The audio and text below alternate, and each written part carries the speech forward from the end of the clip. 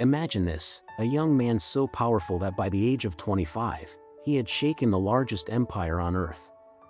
A warrior whose name terrified kings, and whom people eventually began calling the son of a god. This is the story of Alexander the Great. An 11-day journey took 40 years to complete. When the Persian Empire invaded Greece, temples were burned, statues were destroyed, and thousands of people were killed. Every child in Greece grew up dreaming of revenge. And then, in a small kingdom called Macedonia, a boy was born who would one day change the map of the world forever. His name was Alexander. Alexander was born in 356 BC in the city of Pella, Macedonia. From the moment he was born, people believed he was no ordinary child. His mother, Olympias, often claimed that Alexander was not the son of a normal man, but the son of Zeus himself. Maybe that's why Alexander carried an unusual confidence even as a child. His father, Philip II, was a powerful king. But he didn't just want his son to become another ruler. He wanted him to become great. To prepare Alexander for that future, Philip hired one of the greatest philosophers in history, Aristotle. Yes, the same Aristotle whose ideas still influence the modern world. Aristotle taught Alexander far more than warfare. He taught him politics, philosophy, diplomacy, science, and how to understand human nature. And Alexander quickly proved he was different. At just 10 years old, he managed to tame a wild horse that no one else could control.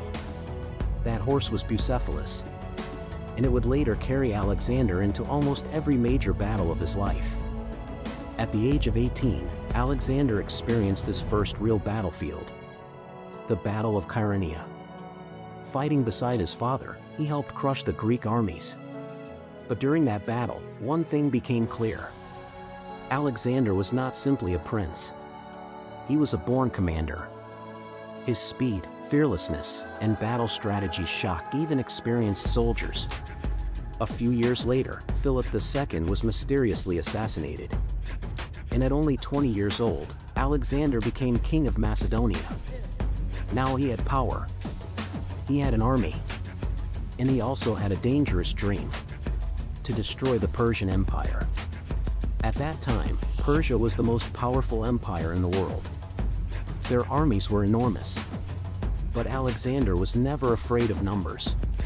In 334 BC, he marched toward Asia with only around 40,000 soldiers. And that moment marked the beginning of one of the greatest military campaigns in history. Alexander began winning battle after battle.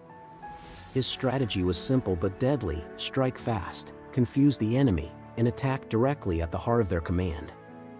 At the Battle of Issus, he faced the Persian king Darius III for the first time. Darius commanded a massive army. Alexander's force was much smaller. Yet Alexander used the terrain and battlefield positioning so intelligently that the Persian army began collapsing. And when Darius fled the battlefield, the fall of the Persian Empire had officially begun. But what made Alexander truly unique wasn't only his skill in war.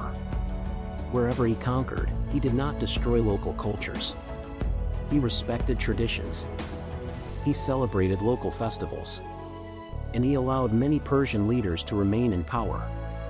Because of this, people slowly stopped seeing him as only a conqueror. They began seeing him as a ruler. Then came the battle that transformed Alexander into a legend: the Battle of Gaugamela. On one side stood Alexander and his army. On the other stood the full might of Persia. Historically, the numbers were so uneven that Alexander should have lost. But Alexander created an opening in the battlefield and launched a direct attack toward Darius. The Persian army fell into chaos. Confusion spread everywhere. And once again, Darius abandoned the battlefield. That day, Alexander officially became the king of Asia. At only 25 years old. But Alexander was still not satisfied. His ambition had no limits. Now his eyes turned toward India. At that time, India was considered one of the richest regions in the world. Alexander crossed the Hindu Kush mountains and marched into the Indian subcontinent. And there, he met the king who would give him the hardest battle of his life. King Porus. The Battle of Hydaspes. Porus had massive war elephants, powerful soldiers, and most importantly, courage.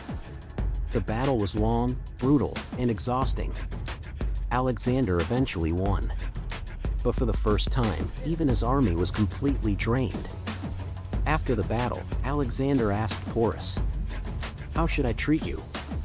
Porus replied, "Like a king." That answer impressed Alexander so deeply that he returned Porus's kingdom to him, and even granted him more land. Now Alexander had become one of the most powerful rulers the world had ever seen. But then, something unexpected happened. 323 BC. Babylon. Alexander suddenly became seriously ill. For 10 days, he suffered from a high fever. And then, at only 32 years old, he died. But the mystery did not end there.